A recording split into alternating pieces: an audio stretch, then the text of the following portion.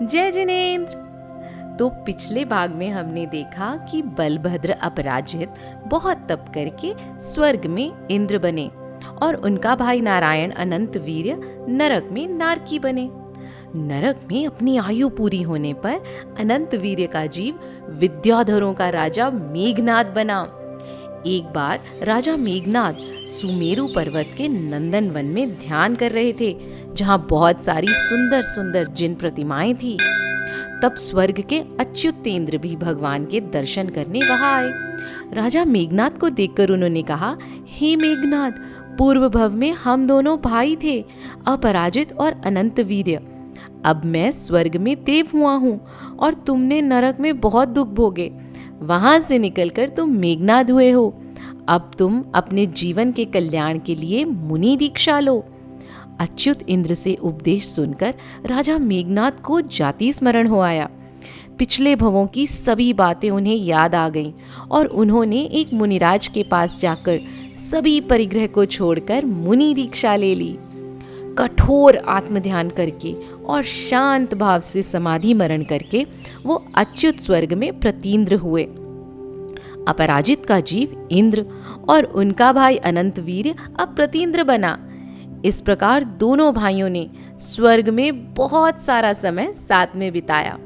स्वर्ग से अपनी आयु पूरी करके दोनों जीवों का जन्म एक ही जगह राजा क्षेमंकर के यहाँ हुआ। अपराजित तो बने क्षेमंकर जी के पुत्र चक्रवर्ती राजा वज्रयुद्ध और अनंत वीर्य बना राजा वज्रयुद्ध का पुत्र सहस्त्रयुद्ध।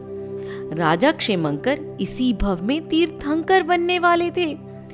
एक दिन राजा क्षेमंकर को वैराग्य के भाव होने लगे। उन्होंने शीघ्र ही पुत्र वज्रायुद्ध का राज्याभिषेक करके राजपाट का त्याग कर मुनि बनने का सोचा। आपको पता है, स्वर्ग से लौकांतिक देवों ने आकर वैराग्य बढ़ाने वाली अनेक स्तुतियां की। हे भगवान, आप शीघ्र ही दीक्षा लीजिए, हम सबके कल्याण का उपदेश दीजिए।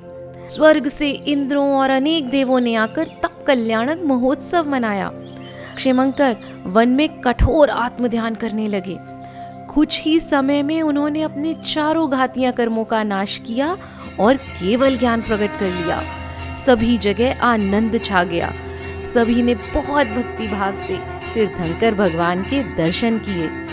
स्वर्ग से भी बहुत से देवों ने आकर केवल ज्ञान महोत्सव मनाया।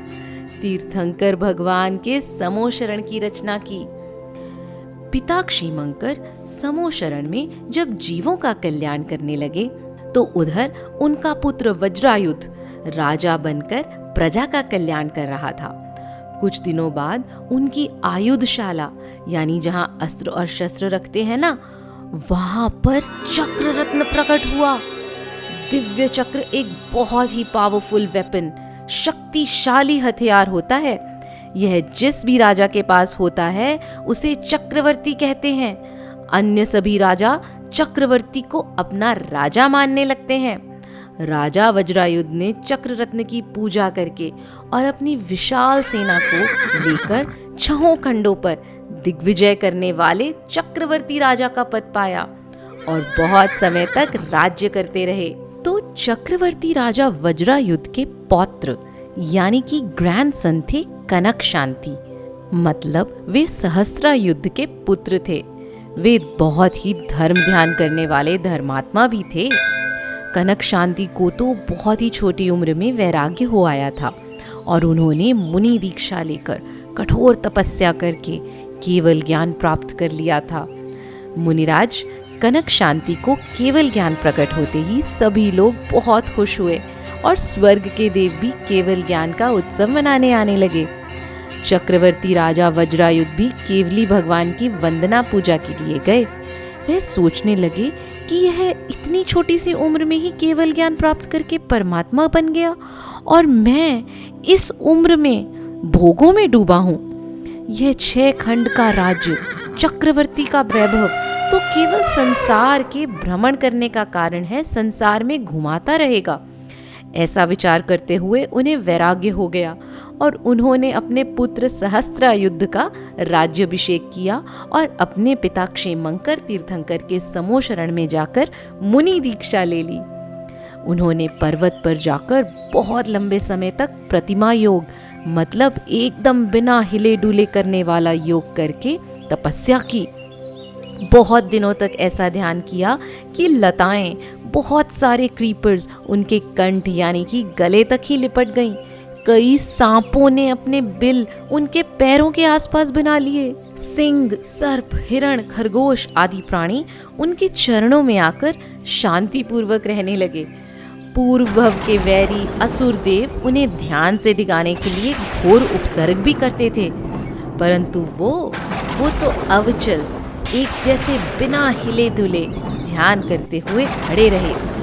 कुछ समय बाद पुत्र सहस्त्रायुध ने भी सोचा, मेरे दादाजी केवल ज्ञान प्राप्त कर कर तीर्थंकर बन गए हैं।